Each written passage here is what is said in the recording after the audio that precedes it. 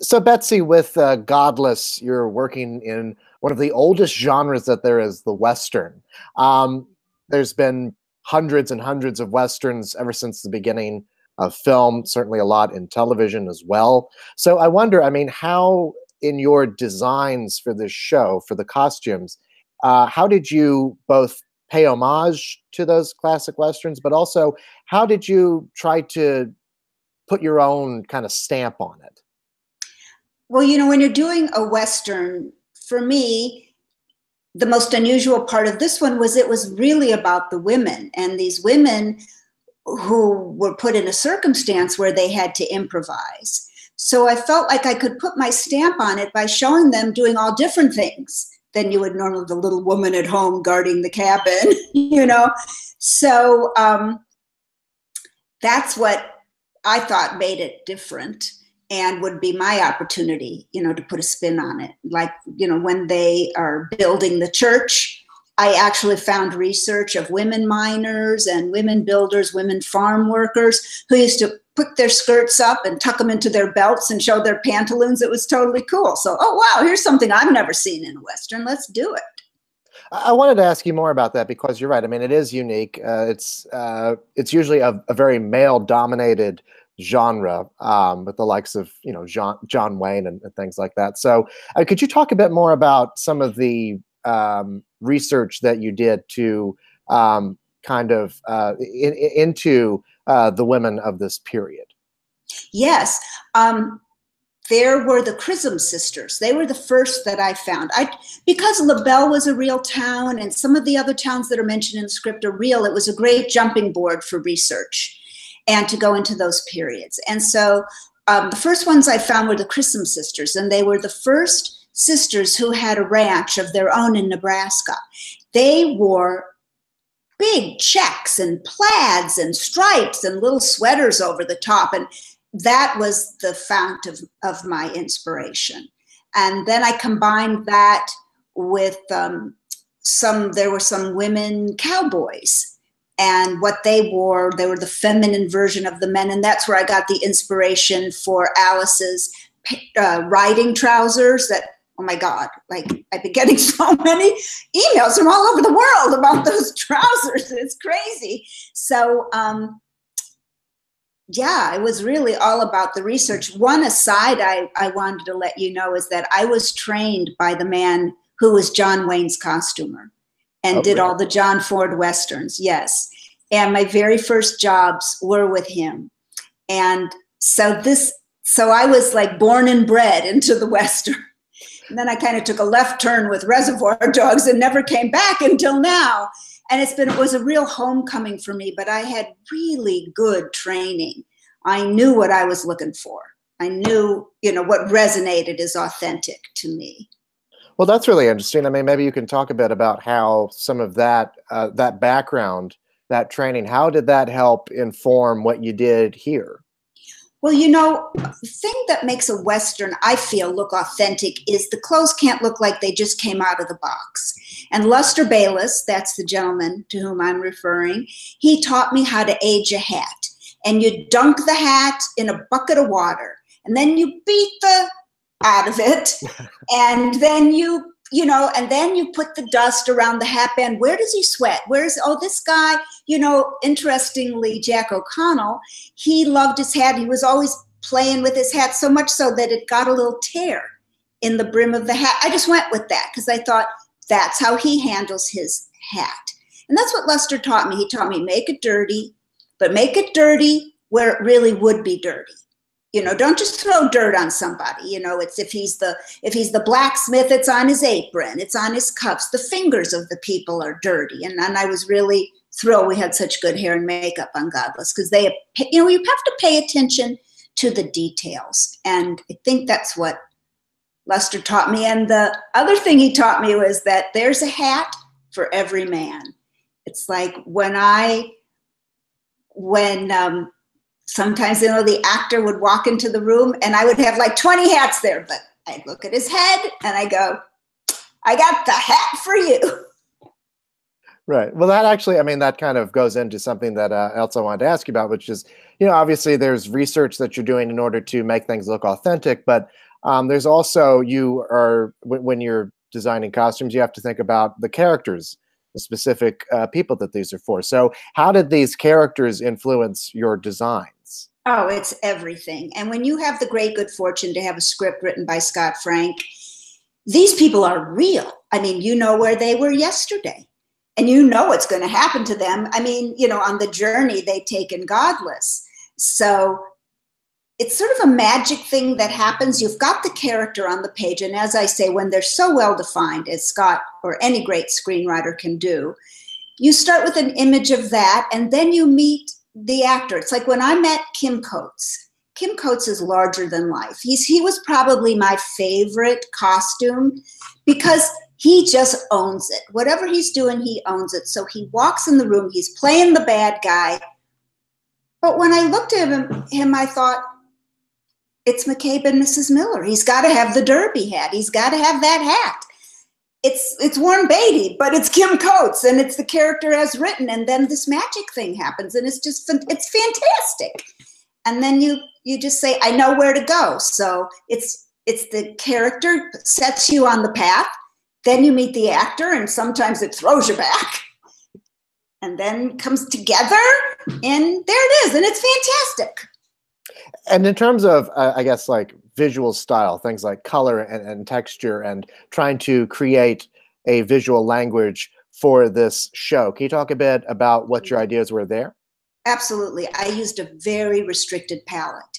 They only had so many colors. I tried to be very authentic to the fabrics of the period, woolens, silks, linens, what they had there. And then I only used maybe 8 colors, but then I combined them in a variety of ways. And I feel that when you're when you really stick to your palette, then a period feeling sort of comes to mind. It paints a picture of, and we used a lot of green, different shades of green, because we had the sagebrush and we had, just our environment. So that was really important to me. And we production design as well. We all used the same colors so that we were always in sync with each other. And, I dyed a lot of fabrics. I had fantastic textile design people.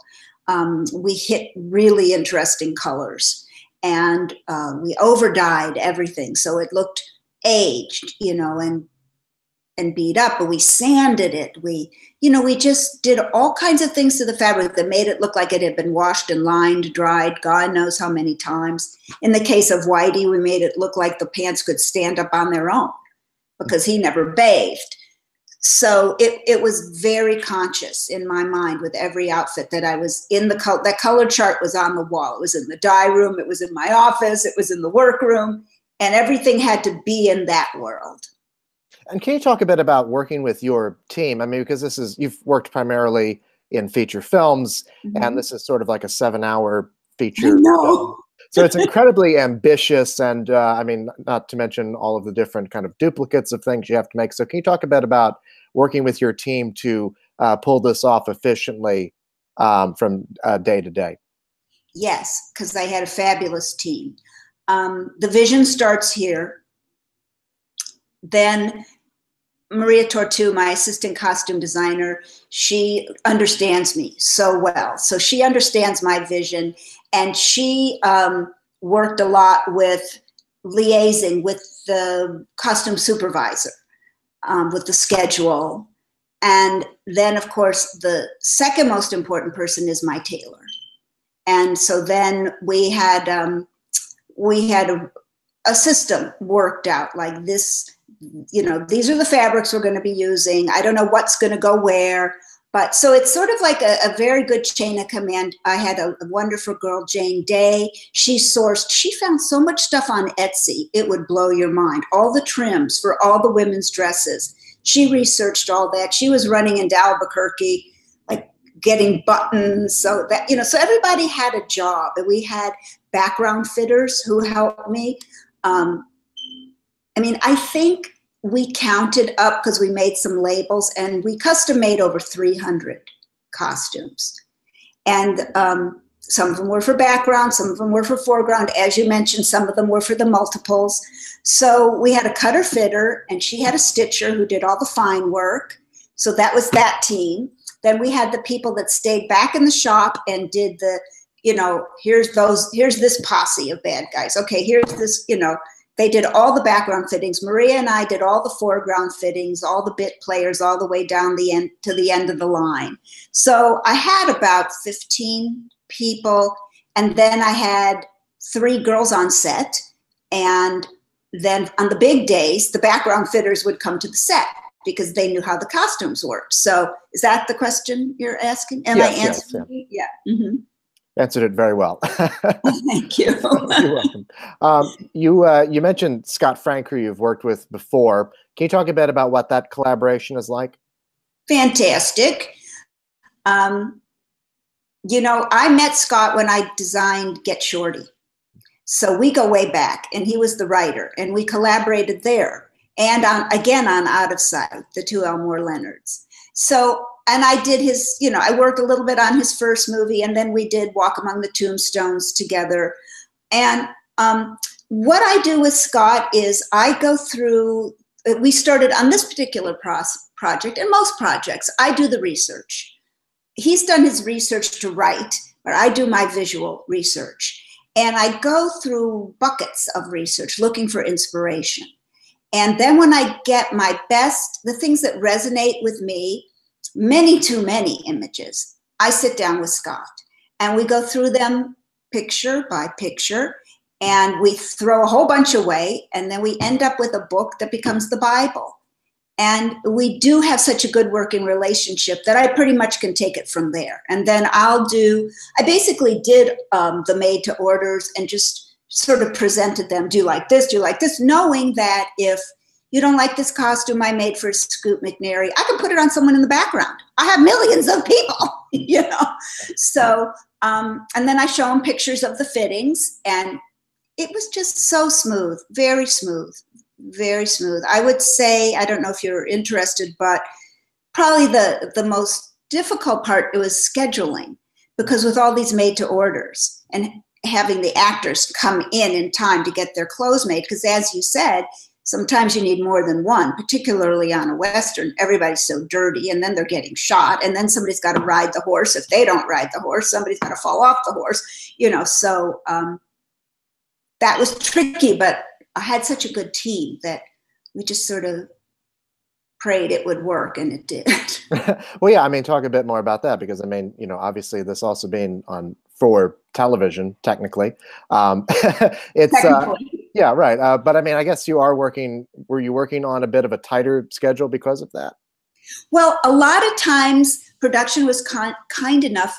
I would have the guys that were on the stage on Broadway. We had some of those actors. They would fly in on their dark day on Monday. I'd get their sizes. I'd do a preliminary sort of idea. Then they'd go away and show up the day before they worked. But I was lucky enough to have them. But one story, we lost the actor who was originally going to play Marshall Cook. And then we were so fortunate to get Sam Waterston. But he was coming very late to the party, 3 days before he worked. And I came to the set, and Scott said to me, well, we got the replacement, and he'll be here in 3 days. And we were out in the middle of nowhere, no phone reception, nothing really I could do. So I started pacing around here. They're all looking at the monitor. They're going on with their day. And I'm sort of over to the side, and I'm pacing. And I'm like, okay. Like the question Jim is, she gets there. And I'm like, okay, if everybody, including myself, is perfect and doesn't make a single mistake, I can pull this off. And Casey Silver, our producer, I looked up, and he's staring at me, and he's laughing, and he's saying, you look like a boxer before the fight. You're like pacing. I said, yeah, I guess so. And it worked. And I was so proud of my department and of myself. And he looked great, and he was like my dream. And it wasn't my original dream, but he still was my dream come true. And it had a happy ending. I'm glad it worked out. And I know, it's very dramatic. I know. Seamless when you watch it as well. Would not have guessed that. No, I know. Thank you. You're welcome. So, I mean, you've worked on a variety of films over your career. I mean, you mentioned obviously the Tarantino and Soderbergh movies, but also a lot of with Cameron Crowe and Judd Apatow and a lot of people like that. So I wonder, I mean, you've done period, you've done contemporary. What do you look for in a script that you're going to work on? I mean, what makes you want to do one project over another? A good script. That's my only prerequisite. And if it's Scott, if it's Cameron, if it's somebody, I go where they take me. I mean, I'm so fortunate. This is like, I mean, I feel like I was born to do this job, and I've had so many wonderful opportunities and to read good scripts. I mean, I was raised on good scripts, and that's how I decide what I'm going to do. Well, thank you so much, and congratulations on your work. It's a fantastic series, and I appreciate your time. It was a pleasure. Oh, thank you, Zach. I hope I did okay. You did fantastic. Thank you. Thank you so much. You're welcome.